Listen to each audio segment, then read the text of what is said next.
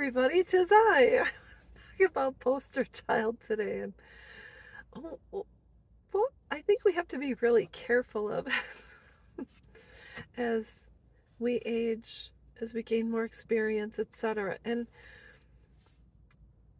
when we tend to stick to one topic, we tend to become a poster child for that topic of conversation. For instance, if you've been through a divorce and all you talk about is divorce, you tend to become a poster child for divorce.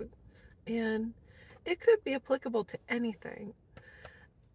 I think in general it has to, for most of us, have to do with a struggle. And so I want to talk about why it's so important we become more well-rounded in our lives.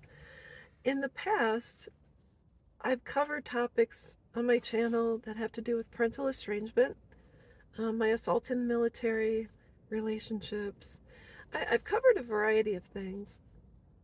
And yet, I don't want to become a poster child for parental estrangement or military sexual trauma. I don't want to become a poster child for divorce or anything that epitomizes something in a negative or derogatory light.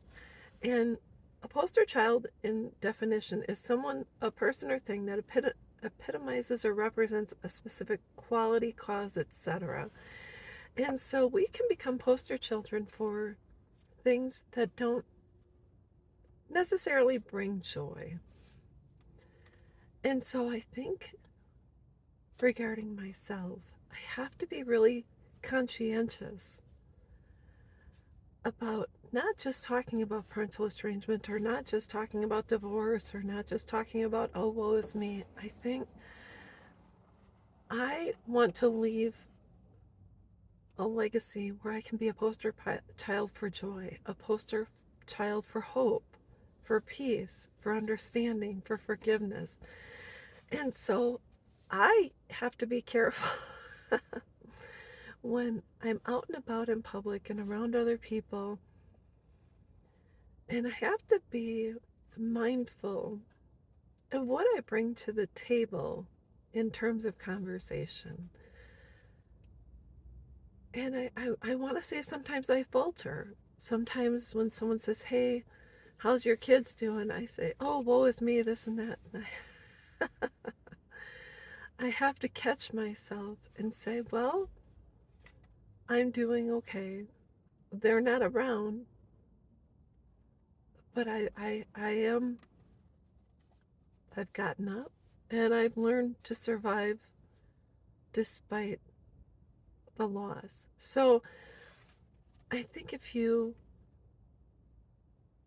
are conscientious about your conversations or simply write down your thoughts throughout the day, when I see individuals in parental estrangement groups, a lot of them say, oh, my kids are gone, woe is me, I don't feel like living anymore. Oh, my kids treat me XYZ. And they're becoming poster children for,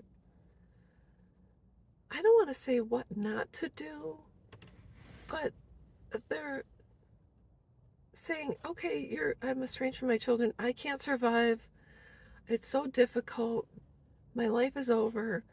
And when you think about it, when we lose someone we love, life kind of is on pause. Okay, how do I learn how to live without this person?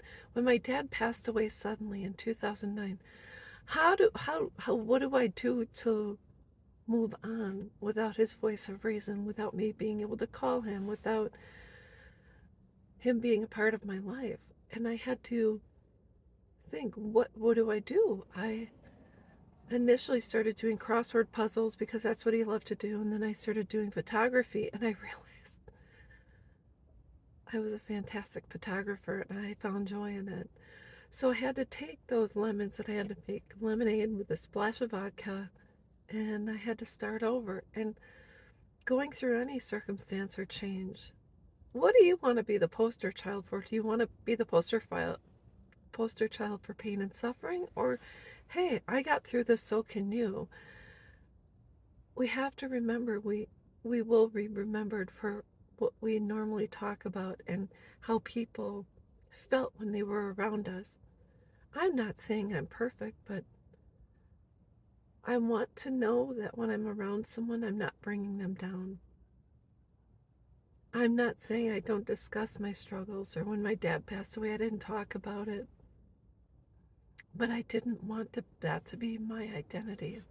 I didn't want to become a foster child, or sorry, poster child for someone who couldn't survive a trauma, loss, etc. So that's it. That's all I've got. I hope this helps, and I'll be back.